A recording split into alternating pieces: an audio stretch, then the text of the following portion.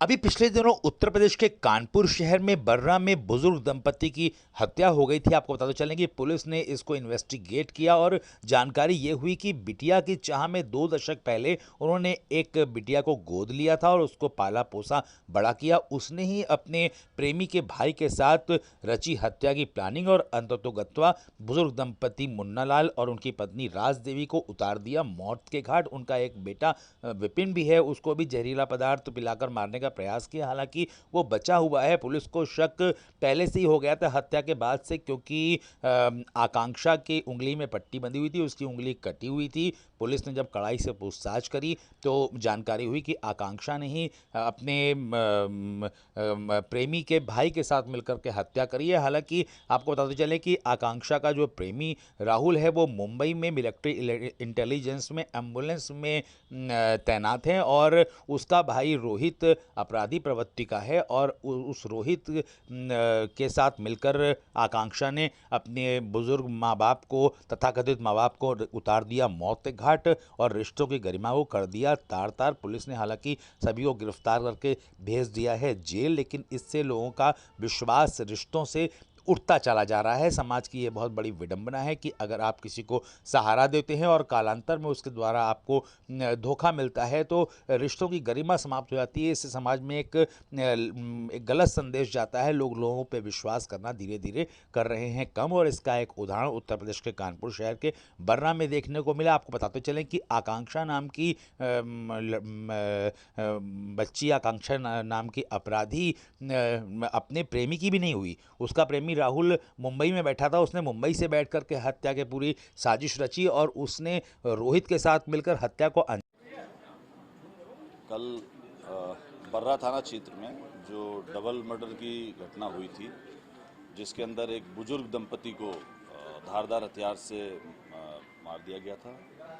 Police तत्काल मौके पर पहुंचे, हमारे वरिष्ठ अधिकारी मौके पर पहुंचे और जब सबसे पूछताछ करी, घटनास्थल का निरीक्षण किया, फॉरेंसिक की टीम गई, तो उसे यही स्पष्ट हुआ था कि ये संभवतः जो घटना घटित हुई है वो परिवार के अंदर ही हुई है। इनिशियली 2 लोगों को, जो लड़का था उसके सालों को नामजद किया गया, जो कि फतेहपुर के रहने वाले थे और उन पे आरोप यह था कि उसका अपना पत्नी से विवाद चल रहा था और इसी के मद्देनज़र उन दोनों जो उसके साले थे उनको नामित किया गया।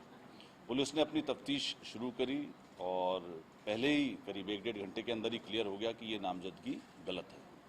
और उसके पश्चात जब फॉरेंसिक की टीम ने उसकी बेटी से, भाई से, सब चीज़ों के बारे में पूछताछ करी तो ये चीज़ निकल कर आई कि इस घटना के पीछे जो मृतक हैं उनकी बेटी ही का ही हाथ था।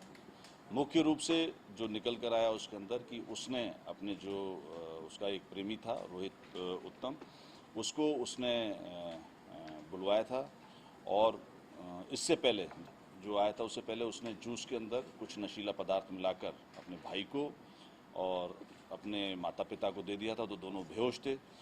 जब दोनों बेहोश हो गए उसके पश्चात उसने उसको दरवाज़ा खोल के बुला लिया और धारदार हथियार से दोनों की हत्या कर दी। जो लड़का था वो ऊपर छत पे सोया हुआ था। इनिशियली इन लोगों की जो तफ्तीश में आया कि इनकी प्लानिंग थी कि शायद लड़के की भी हत्या कर दे, लेकिन चूंकि बगल की छत जो जुड़ी हुई थी वहाँ पे 3-4 लोग सोए हुए थे, तो ये उन्होंने इस विचार को त्याग दिया और उसको जो नशीला पदार्थ था तो उसके अंदर और नशीला पदार्थ देने की कोशिश की गई, जिससे कि वो उससे जाता। उसमें 2-3 पहलू इसको करने का प्रयास किया गया। पहला प्रयास ये किया गया कि तीनों की हत्या कर दी जाए, जिससे कि एक और लूटपाट का एक प्रारूप दिया जाए। दूसरा, जब ये नहीं हुआ तो हमने उसकी जो मोबाइल और वो चीज़ को चेक किया तो उसके अंदर ये भी निकल कर आया कि लड़की ने एक व्हाट्सएप बनाया हुआ था, जिसके अंदर ये उसने स्पष्ट लिखा हुआ था कि उसके मतलब वो माता पिता की तरफ से कि वो आत्महत्या कर रहे हैं क्योंकि उनका लड़के से विवाद हो गया। तो दूसरी प्लानिंग ये थी कि वो जहर से उनकी डेथ हो जाती और लड़का भी जहर खा लेता, तो ये विवाद में इस तरीके से शो करते हैं। और मुख्य रूप से जो चीज़ इसमें निकल कर आई है, इसके अंदर प्रॉपर्टी का ही रीज़न है और वो इनकी सौतेली लड़की थी, मतलब गोद ली हुई थी। पूरी टीम जो बर्रा की टीम थी और हमारे डीसीपी और अन्य जो क्राइम ब्रांच की टीम थी उनके द्वारा ये कार्य किया गया और घटना को मुश्किल से 12 घंटे से कम के समय में इसको अनावृत किया गया। मेरी तरफ से पूरी टीम को 50,000 का इनाम दिया गया। एक चीज़ और जो मैं बताना चाहूँगा कि इसका जो दूसरा भाई था वो भी इनसे टच में था और एक टीम हमने मुंबई रवाना की और उसको भी मुंबई में हिरासत में ले लिया गया है, जिसका कि इसके अंदर रोल था। और मुख्य रूप से उसका रोल ये आया था कि उसने ये जो क्या कहते हैं जो नशीला पदार्थ था वो उसने सप्लाई किया था और वो मिलिट्री इंटेलिजेंस में नौकरी करता है मुंबई में। ये जो उसका प्रेमी था उसका भाई, तो ये दोनों भाई थे बेसिकली, रोहित उत्तम एंड बेसिकली इसमें भी कंफ्यूजन है कि वो लड़की दोनों को ही कंफ्यूज कर रही थी कि दोनों से ही एक तरीके से प्रेम करिए, दोनों से ही उसके अफेयर्स में। ये दोनों भाई हैं, रोहित उत्तम और राहुल उत्तम। ये लड़की मतलब एक तरह से दोनों को प्रेम जाल में फंसा करके अपना मोटिव शिफ्ट कर रही है। अभी तक की तफ्तीश से यही निकल कर आया है। सर ये बताया जाने के मामले की क्या जरूरत पड़ गई, इसे क्या मतलब प्रॉपर्टी का दूसरे काम कर रहे थे, क्या नहीं, प्रॉपर्टी का ये विवाद था कि चूंकि ये दोनों माता पिता की डेथ के बाद और इनका विचार था कि लड़का भी या तो जेल चला जाएगा या जहरीले पदार्थ से उसकी डेथ हो जाएगी, तो उसी में जब तीनों नहीं रहेंगे तो सिर्फ वही उसकी अकेली वारिस रहेगी।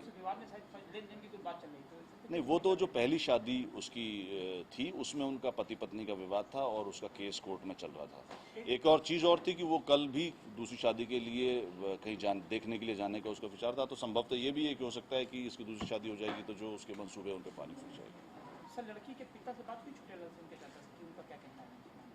ये हमारी टीम ने पूछताछ करी और अभी तक की विवेचना से ये चीज़ें निकल कर आई हैं और आगे भी अभी विवेचना समाप्त नहीं हुई है और भी पहलू हैं वो सब देखे जाएंगे।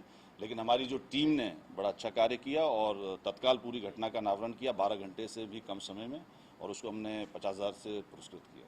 अच्छा, चूंकि घर का ही है जी, आकांक्षा जो मूल परिवार है यानी राम प्रकाश जी, क्या वो परिवार भी सस्पेक्टेड है या इस मामले में कहीं? देखिए अभी उनका रोल हमारे सामने नहीं आया है, बट इस संभावना से इनकार नहीं किया जा सकता। ये अभी इन्वेस्टिगेट किया जा रहा है ये वाला इशू कि क्या उनका रोल था या नहीं था। पुलिस घर में ही क्या इस तरह की समस्या आ रही थी, कैसे वहाँ तक पहुँचे, लेकिन सर कैसे? इस तरीके से हुआ कि जब एक तो हमारी फॉरेंसिक टीम ने जब उसका मोबाइल हमारे उसमें कब्जे में लिया तो उसमें देखा कि जो व्हाट्सएप का लॉग था वो क्लियर कर दिया था, व्हाट्सएप मैसेजेस डिलीटेड थे और साथ ही साथ में एक मैसेज हमें मिला जो मैं आपको बता रहा था जिसके अंदर कि वो माता पिता की तरफ से था कि जिसमें उनका जहर लेकर और ये लिखा था कि अब किसी पे आरोप न लगाया जाए। तो उससे पुलिस को ये एक लीड मिली और उसी से फिर पूछताछ की गई तो सारी चीज़ें क्लियर हो गई।